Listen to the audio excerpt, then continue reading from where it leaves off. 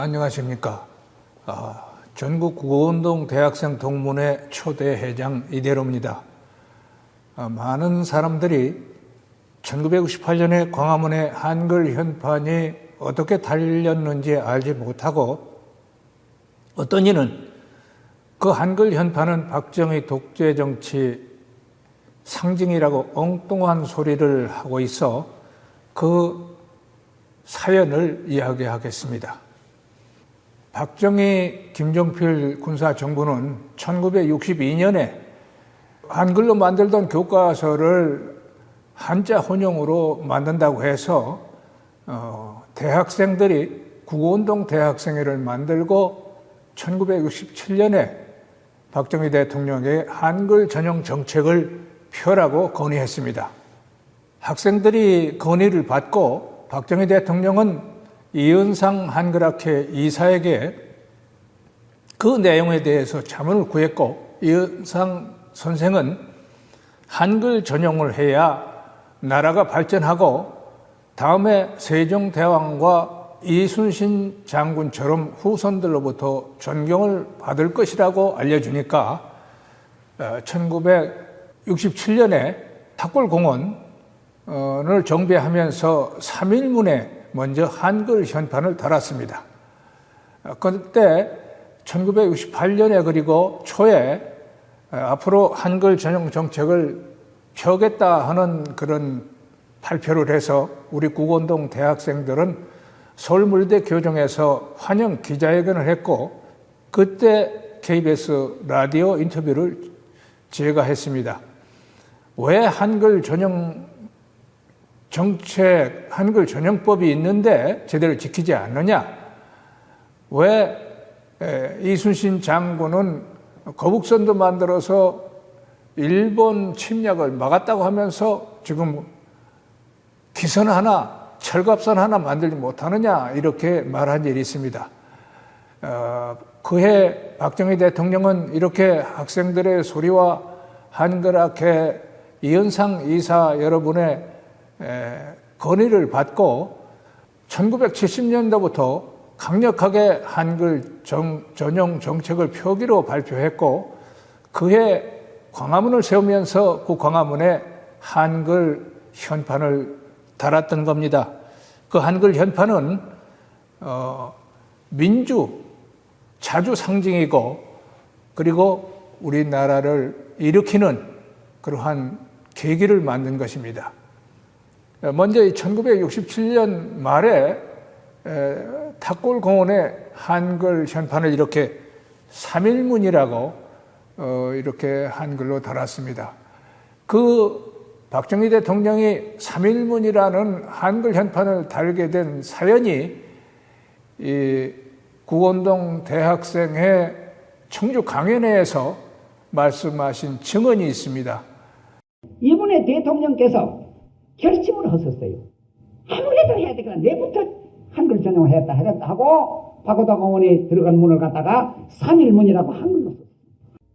그래서 외국 조약할 때는 반드시 한글로 박정희라고 써갖고 이 학생들이 청원서를 제작냈어요. 그 뒤에 그분이 그 말을 듣고 지금 하고 있어요. 아이, 선진한 요구입니까?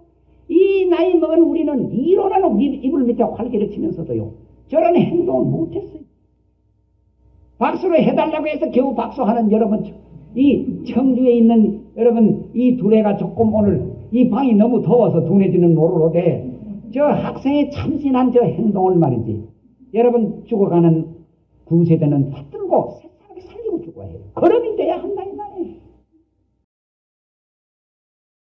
그때 박정희 대통령은 학생들이 한글 전용 정책을 펴라고 하니까 한글 전용 정책을 펴야겠다 생각을 하고 탁골공원에 현판을 3일문이라고 한글로 먼저 달았으며, 그리고 대학생들이 왜 독일에 방문했을 때 한자로 대통령 서명을 하느냐, 이렇게 한글로 하라 건의하니까 박정희 대통령은 그 또한 옳은 말이라고 생각하고 앞으로는 한글로 서명을 하겠다, 이렇게 말했다는 증언을 정인석 교수님이 해 주셨습니다. 그리고 광화문 한글 현판은 68년 말에 달게 되는데 이렇게 한글로 광화문이라고 썼습니다. 원형도 없을 뿐만 아니라 한글은 경복궁 안에서 태어났기 때문에 경복궁 정문인 광화문을 세우고 우리 자주 민주국가를 이루고 산업을 발전시키겠다는 뜻을 담아서 한글로 다룬 겁니다. 이것은 한글 사랑, 한글 빛내기에 깃발이 되었던 것이고 40여 년 동안 그 현판을 달고 한글을 빛냈던 것입니다. 그 박정희 대통령은 말만 그렇게 한 게 아니라 그 뒤에 여러 현판, 현충사라든지 곳곳에 우리 그 유적을 정비하면서 한글로 현판을 달았고 여기 아래 1977년에 세종대왕 무덤이 있는 것이 영릉을 정비하면서 훈민문이라는 현판도 한글로 달았고요. 1978년에 정신문화연구원을 세우면서 거기 기념식수에도 이렇게 한글로 대통령 박정희라고 썼습니다. 우리나라 정치인들, 국회의장 이런 분들이 기념식수를 하면은 지금도 한자로 많이 쓰고 있는데 박정희 대통령이 이렇게 철저히 실천을 했고요. 외국인에게 보내는 어떤 문서에도 이렇게 한글로 썼습니다. 1968년에 한글 전용 정책을 박정희 대통령이 표기를 했다는 그러한 증언은 또 한갑수 선생님의 말씀 녹취록이 지금도 있습니다. 박정희 대통령은 학생들이 한글 전용 정책을 펴라고 하니까 전문가인 이은상 선생님과 한갑 선생에게 자문을 구했고 전문가 이야기를 들어보니 한글 전용은 해야겠더라. 지금도 박정희 대통령 스스로 자신은 내가 한자 혼용이 편하지만 앞으로 한글 전용을 펴겠다 하는 그 증언을 한 일이 있습니다. 바로 지금부터 일주일 전에 제가 청와대에 들어가서 대통령 모시고 점심을 같이 했습니다. 그때 대통령께서 이런 말씀을 하셨어요. 난 지금도 한문자를 섞어 쓴 그 글이 역시 읽기가 편하고 해. 근데 그 전문가들 얘기를 들으니까 그 한글 전용은 안 하면 안 되겠더군. 그래서 한글 전용을 하라고 내가 지시를 했다. 그런 말씀을 하시는데 저와 같이 일요일면 내일 아침이면 나올 겁니다마는 일요 방담을 하면 정인섭 박사가 옆에 있다가 여보시오, 그 모터로 72년에 행한다고 당장 내일부터 하라고 명령하시오. 그 너무 그만 이 영감님이 그 정인섭 박사 금년에 65 뜨시는 분입니다만 아주 열이 있습니다. 그저 대통령 보고 당장 내일부터 한글 전용하라고 명령을 강제로 내리라는 거예요. 그래서 그만 그 자리가 엄숙한 자리가 되지 않고 그만 흥이 깨지고 말았습니다. 그러나 나와서 정 박사 보고 너무 하지 않았어. 그러니까 그건 인식을 좀 바로 시켜야 되니까 내가 조금 더 틀지 않았다.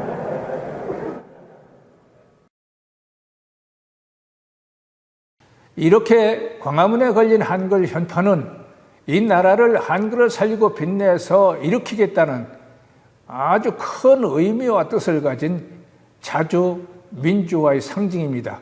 그리고 이 광화문이 중국의 천안문처럼 중국의 천안문이 자금성의 문인 천안문이 중국의 얼굴과 같습니다. 우리 광화문은 대한민국의 얼굴과 같이 하나의 상징입니다.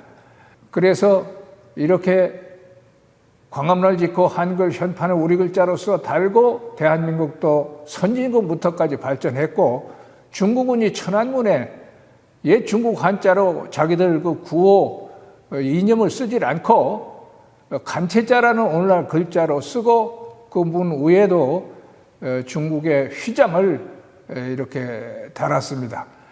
그래서 중국도 발전을 해서 지금 미국과 맞서는 강국이 되었습니다. 이렇게 대한민국의 광화문 한글 현판과 중국 천안문의 이런 그 중국 현대 글씨 구호는 상당한 의미와 뜻이 있습니다.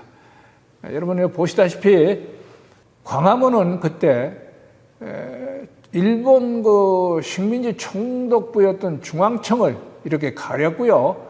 시멘트로 지었지만은 그때 나무를 산에 나무가 없기 때문에 산림 녹화를 할 때인데 산업화를 하면서 시멘트를 지었습니다. 이 시멘트 건물은 산업화의 또 상징이고 우리나라 발전 상징이기도 한데 그걸 모르는 사람들은 원래는 나무로 했는데 잘못됐다고 부숴서 없애버렸습니다. 한글이 세종대왕께서 경복궁에서 만들었고 그리고 경복궁의 문인 광화문에 한글 현판을 달고 40여 년 동안 한글을 빛냈던 겁니다. 이렇게 조선 식민지 총독부를 가리고 광화문을 짓고 한글 현판을 달고 한글이 태어난 곳임을 알리고 한글을 빛내어서 나라를 일으켰습니다. 이 일은 세종대왕이 한글을 만든 것 다음으로 한글을 살리고 빛낸 문자개혁 혁명이나 마찬가지였고 세종대왕이 우리 백성을 사랑하고 자주국가 또 홍익인간 정신을 실천하는 그런 뜻으로 만드는 한글을 빛내자는 매우 뜻있는 깃발이었습니다.